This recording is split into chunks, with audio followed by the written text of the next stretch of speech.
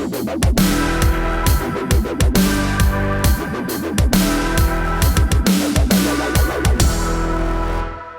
BillWhittle.com members and everybody else, because we're opening this one up to the wider public. It's a story that deserves a much wider public, at least I think. By the way, I'm Steve Green. With me, Bill Whittle, Scott Ott. I hope I nodded my head in the correct directions. I don't actually know. But PBS was just promoting the story of Robert Smalls, and this is just one of the great stories of American heroism. And I realized I had to share it with everybody. He was born into slavery in 1839. He stole, at the outbreak of the Civil War in 1861, he stole a Confederate warship. Stole it. He disguised himself as the captain, and I don't know how this guy, what kind of a just brilliant genius he was, disguised himself as a captain. You know, they were guessing there weren't a whole lot of black captains in the Confederate Navy. Uses the code book to duplicate the secret hand signals so that he can slip past the other Confederate ships. Gets safe to the Union. He then proceeds to go back to the South during the war to free more slaves and their families. So you're already thinking this guy is a total badass and a hero, right? Except not only does he do all this, but after the war, during Reconstruction, he returns to South Carolina. He becomes a member of the South Carolina State Senate. He runs for Congress. He wins. He serves three terms, I think, in 2 different districts because of redistricting. He lives a long and happy life, dies at the age of 75 in 1915. Literally, in his lifetime and through his actions, witnessed the very best and the very worst, and again, the very best of American history. An amazing man. And Bill, as Glenn Reynolds asked when he retweeted this on Monday, why isn't this a movie? Because Democrats. Because you stole my favorite answer.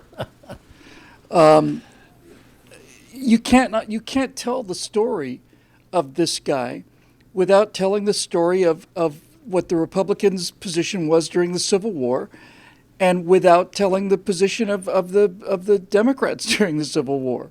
You just can't tell stories like this, and so we don't. So this extraordinary American, who by all accounts should be one of people that you'd count on 10, certainly top 10 of Americans who ever lived in terms of just simple, plain, raw, amazing qualities. Yes. That story is not going to be told unless it gets told by conservatives, which makes it unlikely because it destroys the entire narrative. And it's not just him, by the way. You know, I think there's a heck of a story to be told somewhere in the story of like Joseph Haynes Rainey and all of those very first Southern senators and congressmen. Joseph Haynes Rainey was a Republican congressman who was Speaker of the House pro tem, a black man who basically became a House Speaker in the years right after the Civil War.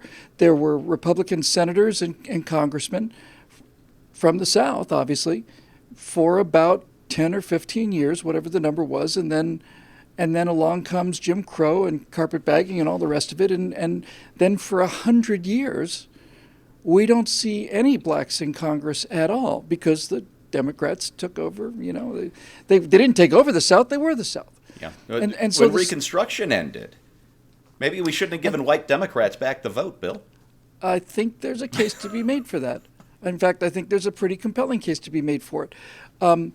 That entire post-war, Civil War and post-war history of black Americans is so astonishing and so badly needs to be told. And the story of one of my personal heroes is Booker T. Washington, who again and again I've come back to him my entire career, only because he understood the value of, I was going to say the value of hard work, but that's a little trivial. I think Booker T. Washington understood the nature of prejudice. That's probably a better way to put it, and understood that you can't demand your way into respect, and you can't beg your way into respect. Certainly, you have to earn it, and that's a difficult process. And he not only was willing to go through that process, and it's not just a theory. Booker T. Washington had results. Tuskegee Institute, Tuskegee Airmen, everything associated with him was superb. Hundreds and hundreds of schools across the South.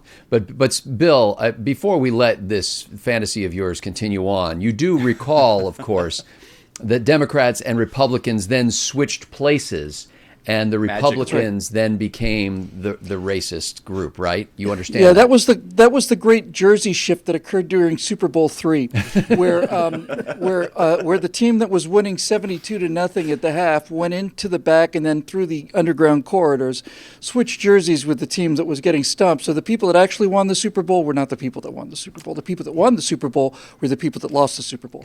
So that's basically how it worked. Just to counter the fact that there are going to be a few idiots out there who've heard of this and don't understand what actually happened. What actually happened is much simpler to explain than all of the good people suddenly decided to join the bad party. What happened was the Democrats didn't change sides, but they did change strategies during Lyndon Johnson's administration. They realized that if they didn't continue to hold the South in the face of increasing civil rights, there would not be a Democratic Party on a national level. And so they went from suppressing black people with things like Jim Crow laws and all of the fire hoses and all the dogs you saw going after those poor little girls trying to go to college in Mississippi were loosed by Democrats named Lester Maddox and George Wallace and Bull Connor. And finally, Lyndon Johnson basically said, no, we're not going to do this anymore. Now what we're going to do is we're going to just give people so many free benefits, and we're going to just continue to ladle this dependency onto black America that, in his words, we will be having those N-words voting Democrat for the next 200 years. That's what changed. And he didn't say N-words. And it's as shameful as anything else in the history of the Democratic Party regarding their position on race. All right. Scott, Bill covered so much ground there. I kind of went over the question I wanted to ask you. But, we're recording this at about the same time that Black Panther is hitting movie theaters.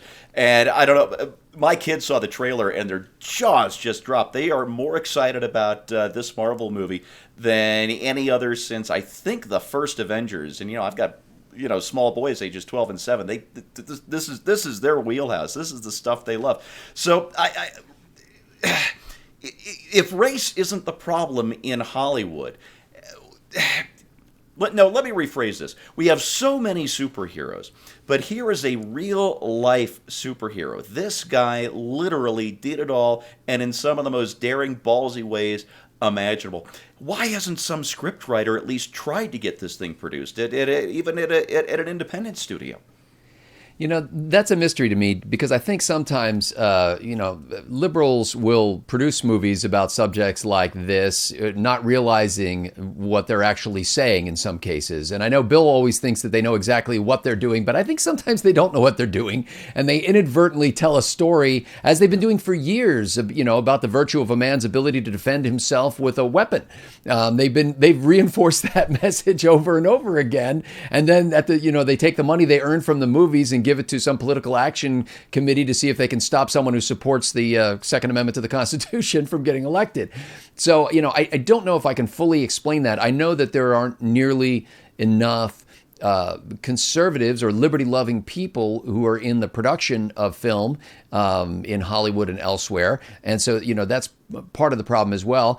I also think that this movie would make a much better movie if you didn't make a big deal about the politics of it necessarily, if it wasn't told in the way it said, hey, look at this example of a black Republican kind of thing, but rather just told the story of the man and made his political affiliation just part of the history of doing it. I really think the question is not why hasn't Hollywood done it yet. The question is why haven't we done it yet? Why haven't people from the right been able to produce stuff? I am exceedingly excited about this new Black Panther movie. I tend to get ginned up a little bit about any of these kinds of movies. I love seeing superhero kind of things, and I'm this crazy guy who likes to see the good guy win and all that kind of thing.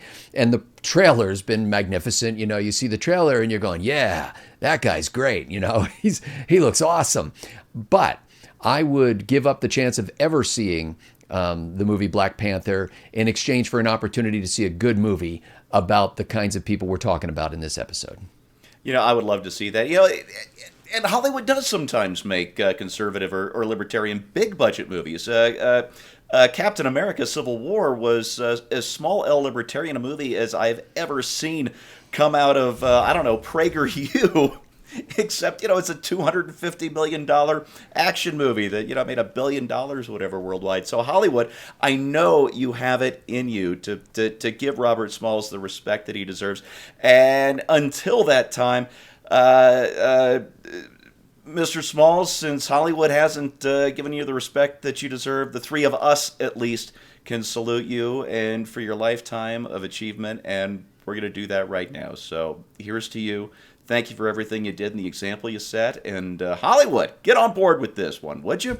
And thanks to the members of BillWhittle.com for making this possible. If you like what you see, click on over. We'd love to have you on board. And until then, we'll see you again.